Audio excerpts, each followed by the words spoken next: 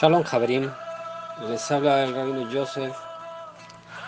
Damos gracias al Santo Bendito porque estamos una semana más en torno al comentario de la Parashá, que en esta semana va a reunir dos parashot, que es la Parashá Tazria, que va del capítulo 12, verso 2 al capítulo 13, verso 59 del libro de Vayikra, del Sefer Vayikra, y la Parashá Metzorah, que va del 14.1 al 15.33. Son dos parashot breves y que, cierto, dependiendo del año, si es bisiesto o no lo es, a veces van separados y a veces van unidos. En esta ocasión van unidos.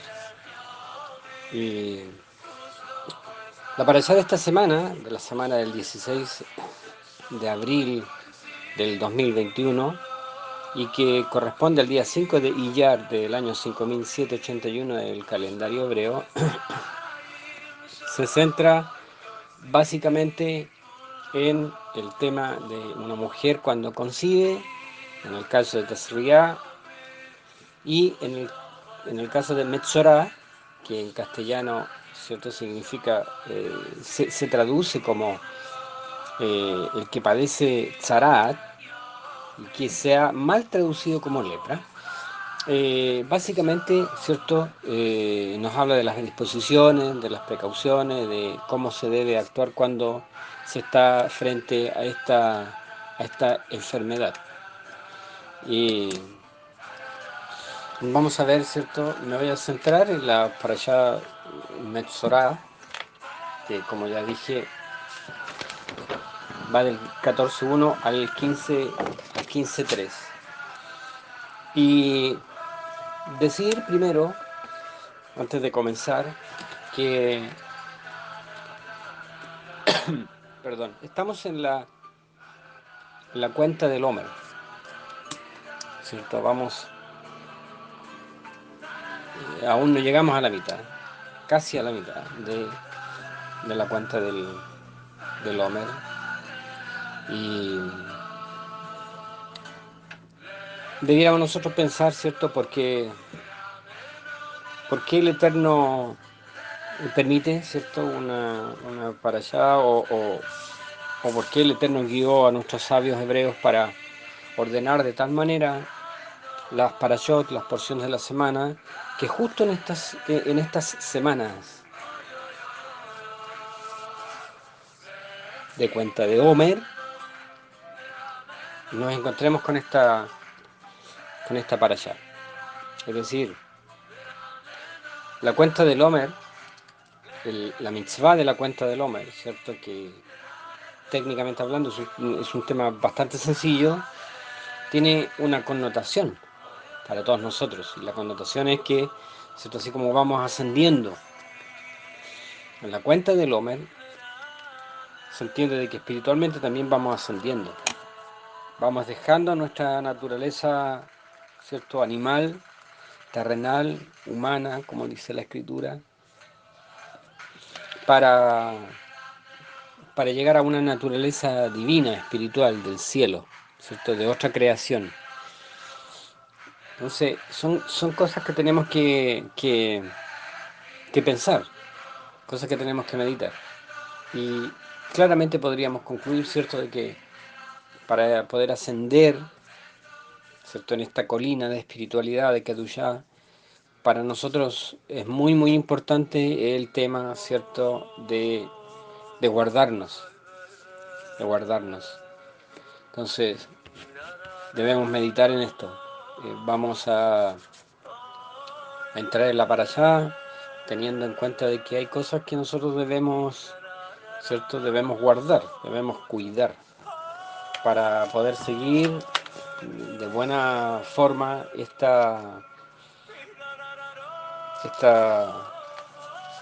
mejoramiento de nuestra Kedushá y de nuestra espiritualidad. Dice el Sefer Vayikra en el capítulo 14, en el verso 1: Vaitaver Adonai el Moshe Lemor, y habló el Eterno a Moisés y dijo, Zot tihiyet Torat Ametzorah, Beyom Ta'arato, o Beuva a la Cohen. Esta es la ley, esta será la ley del Metzorah. Metzorah ya dije que se tradujo, ¿cierto?, como leproso, pero en el estricto rigor significa el que padece de Tzaraat. Y Tzaraat tampoco tiene una clara traducción, pero se tradujo como lepra, en realidad. La vamos a dejar como lepra, a pesar de que se refiere a otra enfermedad. A lo mejor después explicamos por qué. Entonces, Zot tihie Torat Metzorah, Beyam Tarato, Ve Uva el Akohen. Esta es la ley del leproso en los días de su purificación, cuando sea llevado delante del Cohen. Entonces, ¿qué cosas llaman la atención acá? Se tenía la idea, ¿cierto?, de que una persona tenía zarat, lepra. La idea generalizada y que tiene también asidero, un fuerte asidero en la escritura, es que se producía por la shonara, por hablar mal, ¿cierto? Tenía estas ciertas características que la hacen única respecto de otras enfermedades. ¿Por qué? Porque a diferencia de otras enfermedades, esta no la veía el médico, sino la veía el Cohen. Y era una enfermedad, ¿cierto?, cuya señal o consecuencia era externa. El hombre no se enfermaba interiormente, sino externamente. El por qué no lo vamos a explicar hoy día, lo vamos a explicar mañana. Pero tenía una conexión con su interior, en realidad. Había una conexión con su neshama, con su alma. ¿Okay? Primero, ¿qué llama la atención para los mefarshim, para los comentaristas? Que diga Torat Ametzorah. Entonces hay una conexión entre la Torá, que es la ley de Dios, ¿cierto?, y el Metzorah, el leproso. Hay ahí un par de ideas que tienen una relación, ¿cierto?, para poder entender cómo funcionan estas cosas. El hecho de que esta enfermedad la tuviera que ver o auscultar, ¿cierto?, o diagnosticar el Cohen, ya la hacía una enfermedad distinta a las conocidas. Y cuando la persona, ¿cierto?, después de un examen, era declarado, ¿cierto?, impuro, venía todo un procedimiento, ¿ya? Todo un procedimiento. Entonces, la persona, ahora, básicamente habían tres casos, ¿cierto?, de tzarat, o de etapas, o de rasgos, y según esos rasgos, ¿cierto?, el Cohen lo declaraba puro o lo declaraba impuro. Entonces, en el primer caso, por ejemplo, la mancha le salía al israelita, le salía una mancha, él iba donde el Cohen. Si esa mancha se oscurecía, ¿cierto?, no es zarat, o sea, no era lepra. Si esa mancha se extendía, era lepra. Ese era el primer caso. En el segundo caso, ¿cierto?, si en la mancha había una inflamación, eso era, ¿cierto?, era lepra. Y era una lepra que rebrotó, por decirlo así, con carne pura en medio, ¿verdad? Se declaraba impuro, pero no se volvía, a los 7 días posteriores, no se volvía a reevaluar. Quedaba así. Y en el tercer caso, ¿cierto?, es cuando todo se volvía blanco. Pero si aparecía dentro de eso un trocito, aunque fuese muy pequeño, de piel saludable, eso era lepra. Era clarísimo, clarísimo. Aun cuando la mancha fuese pequeñísima, era lepra. Ahora, ¿cómo funcionaban así esta serie, cierto, de señales para poder declarar a una persona, cierto, a una persona con lepra? Primero, cierto, que las manchas de la lepra aparecían en la casa. Entonces, esto a nosotros nos habla de que esta enfermedad no es una enfermedad cualquiera, es una enfermedad que está conectada con la Torá. Por eso parte el texto diciendo, Zot a Torat a Metzorah. Esta es la Torá del Metzorah. Hay una conexión con la Torá y hay una conexión con la unidad de la Shekinah, explican los sabios de nuestro pueblo. Entonces, primero eran unas manchas en las paredes. El Cohen iba, chequeaba, miraba las paredes y suponiendo, cierto, que él declaraba la casa impura, lo que se esperaba era en el fondo que las personas que vivían ahí, ¿cierto? Eh, evidenciaran un cambio. Y esta primera etapa no era sino una advertencia a que o yo le ponía freno, ¿cierto? O yo le pongo freno a esta situación, o esta situación va a empeorar. Entonces, una de las cosas que yo debo entender es que en la Torá, toda enfermedad que es de tipo espiritual se comporta, ¿cierto?, igual que una enfermedad natural, que una enfermedad física. Y es que o yo le pongo atajo o el tema va a empeorar, ¿cierto? Y ya luego, una vez que esto empeore, va a ser muy, muy difícil, ¿cierto?, contrarrestar sus efectos. Y sus efectos van a ser, ¿cierto?, extensivos a otras áreas en realidad.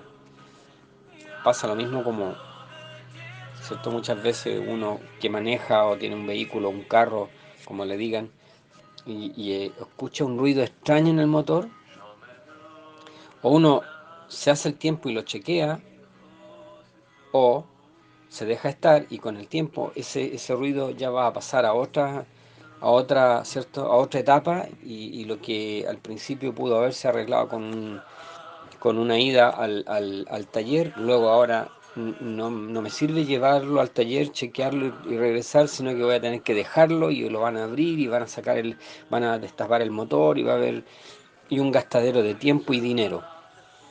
Entonces, lo mismo sucedía con el Metzorá, con el leproso, con la Tzarat, con la lepra. Es decir, aparecían primero en la casa, en las paredes. Después, si yo no ponía atajo a eso pasaba, ¿cierto?, a mi ropa. Es decir, ya estaba más cerca de mí, se venía acercando. Y por eso a mí me parece tan importante esta idea de la lepra respecto de aquellas cosas que nos contaminan. Porque el tratamiento que tenía el leproso, ¿cierto?, a diferencia de otro tipo de tratamiento, ese tratamiento era un tratamiento muy particular. Es decir, eso se mejoraba aislándolo y después terminando su periodo con un mikve, con una purificación. ¿Se fijan ustedes? Entonces eso llama la atención. Mayores detalles de esto que son muy, muy buenos los vamos a dar mañana en la oración. Cuando la persona Cuando la persona le aparecían las manchas en la casa, en la pared y no hacía nada, luego pasaban a la ropa. Y si no hacía nada, si no ponía un atajo, si no rectificaba, si no hacía teshuvá, si no cambiaba, ¿cierto?, ya luego pasaba a su piel. Y aquí me quiero detener. La palabra, la palabra piel en hebreo es or. La misma palabra, ¿cierto?, con un pequeño cambio en las letras, la misma palabra de luz. La misma palabra para luz. Es decir, yo no detuve esta enfermedad cuando yo vi las primeras señales y esto me va a alcanzar. Esto me va a alcanzar. Dice la escritura que el que encubre su pecado no prosperará, pero el que los confiesa y se arrepiente alcanzará misericordia. Entonces aquí tenemos una situación en la que la persona se daba cuenta, ¿cierto?, que había comenzado en una caída en realidad, ¿verdad? O en un distanciamiento de la espiritualidad, de la luminosidad, y eso se iba acercando y acercando y acercando hasta que pasaba a mi piel, ¿cierto? A mi or, a mi luz, y esta luz empezaba a opacar. El hombre era finalmente, ¿cierto?, separado de la colectividad. ¿Y por qué era separado?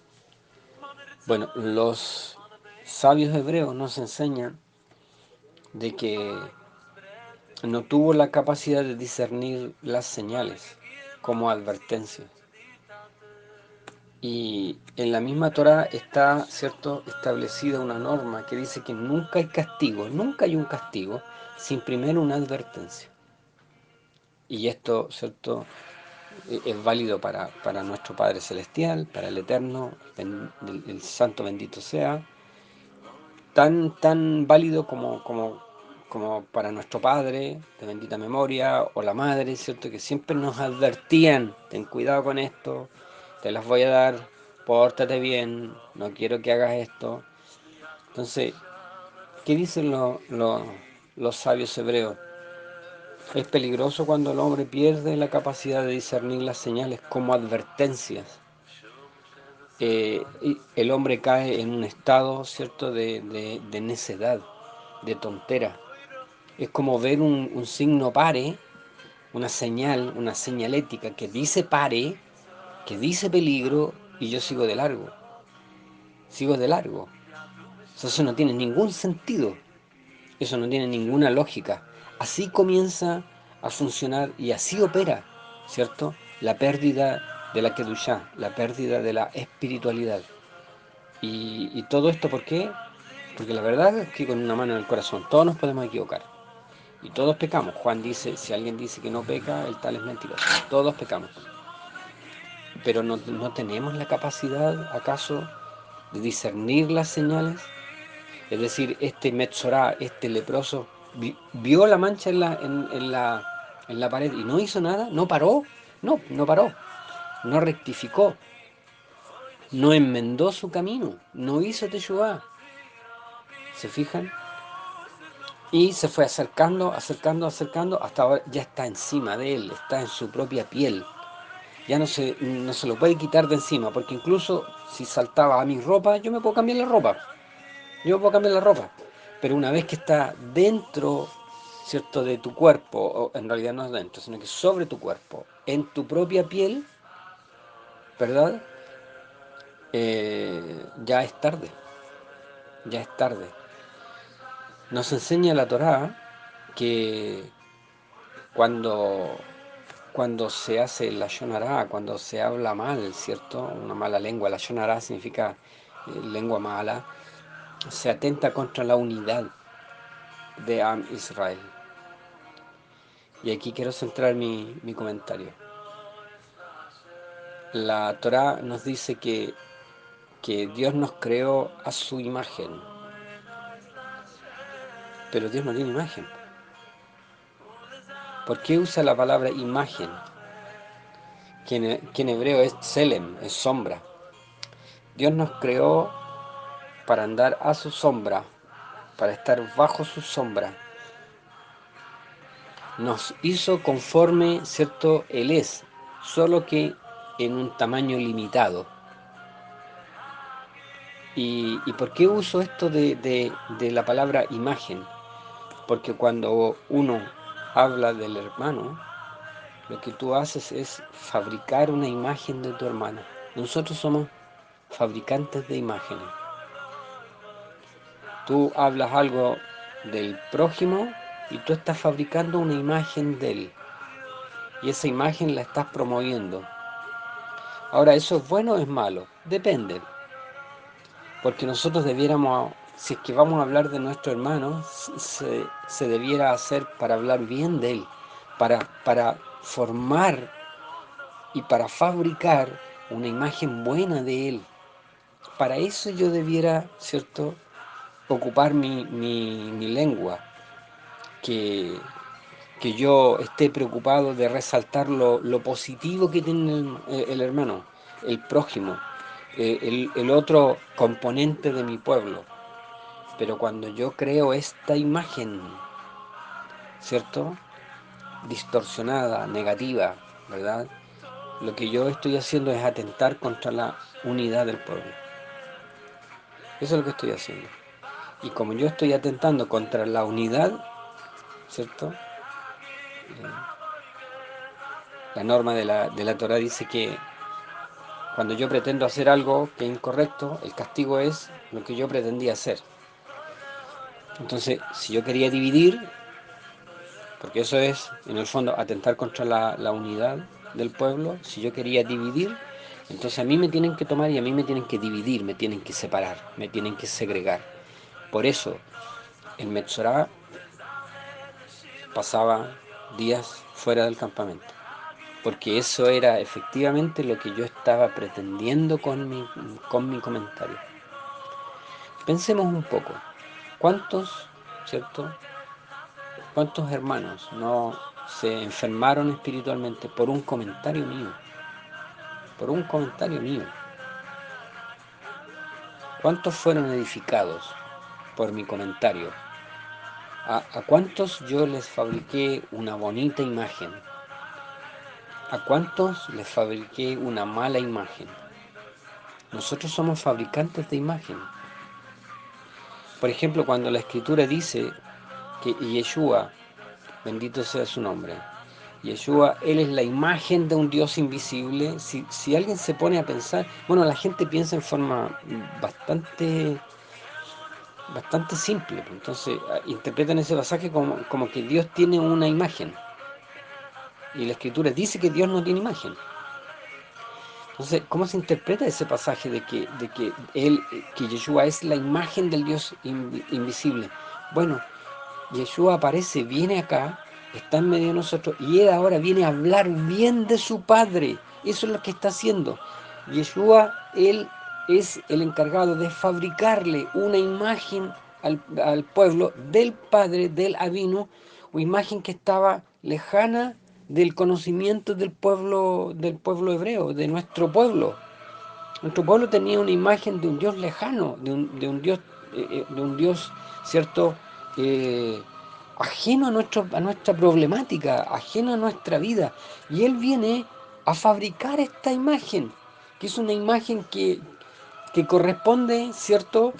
A una representación y a una proyección exacta y verdadera de lo que el Padre es. La palabra imagen viene del latín imago y viene de un busto, ¿cierto? Que se hacía de los Césares. A esa cabeza, a esa representación, ¿cierto?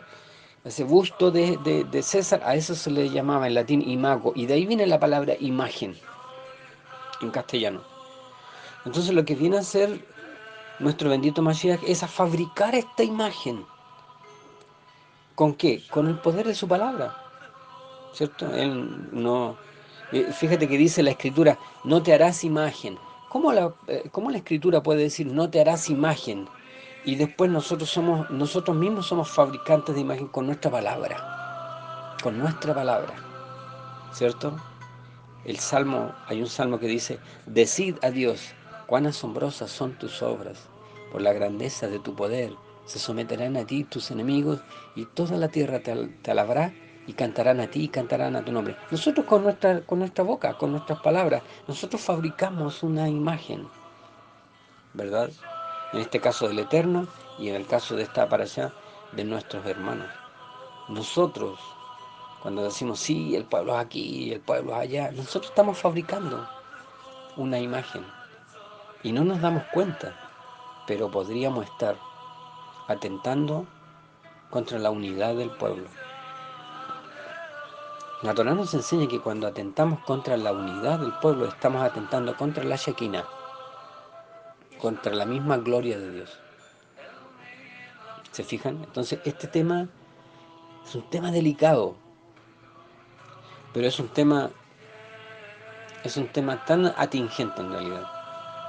Hoy día estaba viendo unos videos en YouTube y sale un video de unos hermanos que eran de cierto ministerio en Centroamérica bastante famoso, hablando mal. No, nos salimos de ahí, no, porque los líderes son así, así, así. Y yo me dio pena. Más allá si eso es verdad o no lo es, porque yo no soy juez, me dio pena, porque siento que no cambiamos nada, no cambiamos nada. Estamos convencidos de que nosotros vamos a traer paz y seguridad al mundo y no, nosotros esa no es nuestra función. Si alguien hace algo bueno o hace algo malo, no lo hace para su Señor, ¿no es Dios su juez?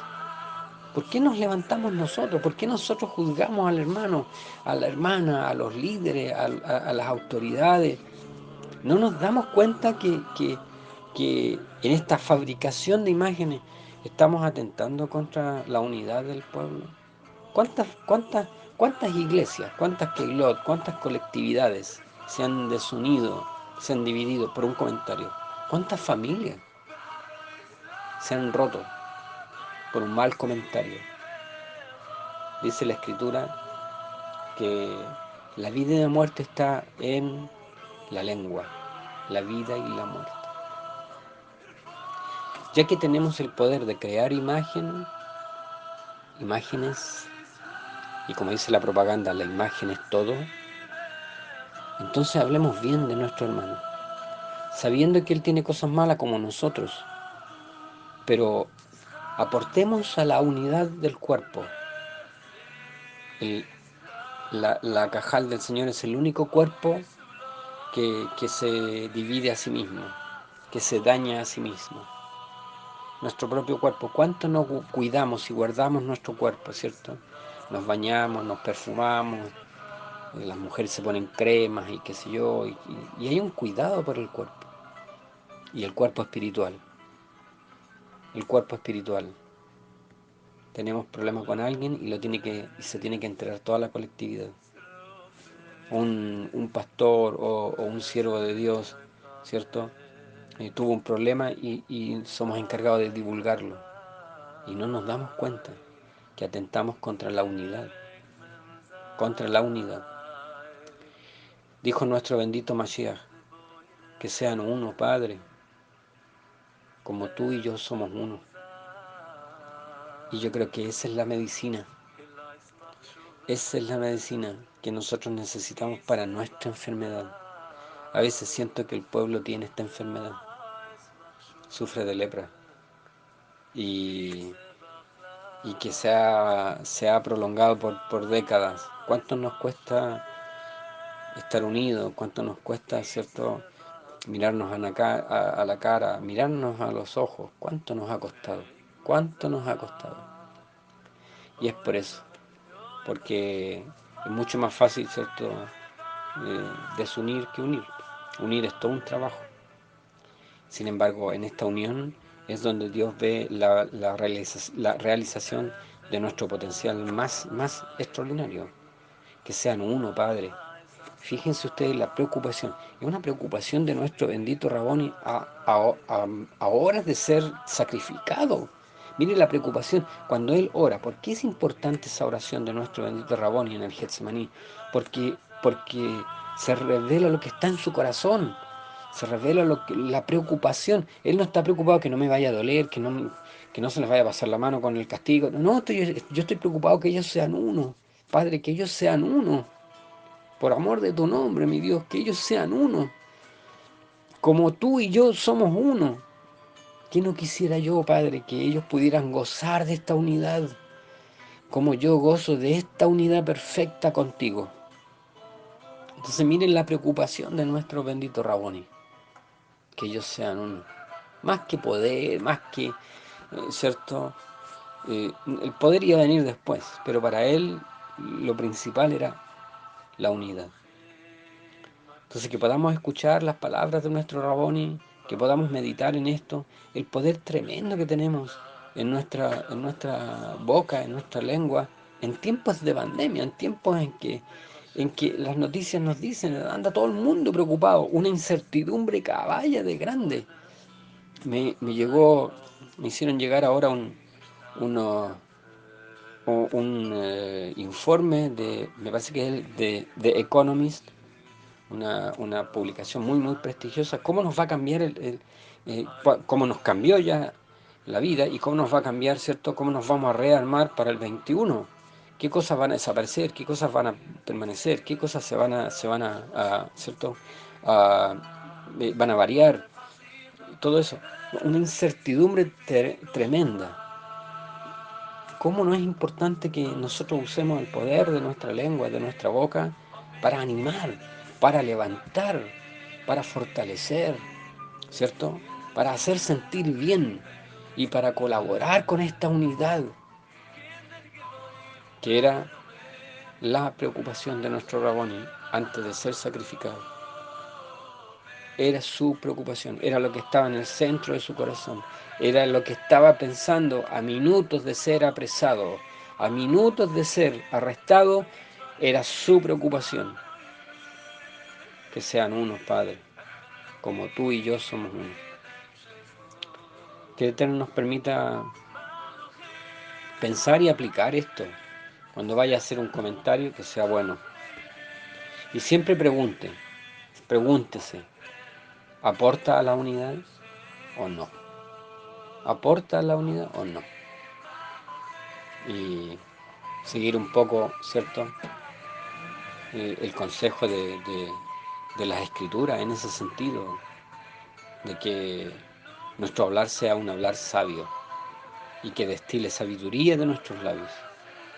Quiere el Eterno que podamos pensar en esto, enmendar esta área de nuestra vida, porque dice la Escritura que la lengua se jacta de grandes cosas, ¿cierto? Un pequeño miembro, pero que se jacta de grandes cosas. El varón que refrena su lengua y que domina su lengua es un varón perfecto. No el que tiene poder, cosa que es bueno, que habla en lengua, cosa que es buena, que sabe Torah, cosa que es buena, el que refrena su lengua. ¿Por qué? Porque quiere decir que es un hombre que tiene una tremenda capacidad de discernir las señales como advertencia. Sabe, ¿cierto?, que eh, la lengua le puede jugar una mala pasada. Entonces se controla, se refrena, se disciplina en ese sentido. Y es lo que nos hace falta.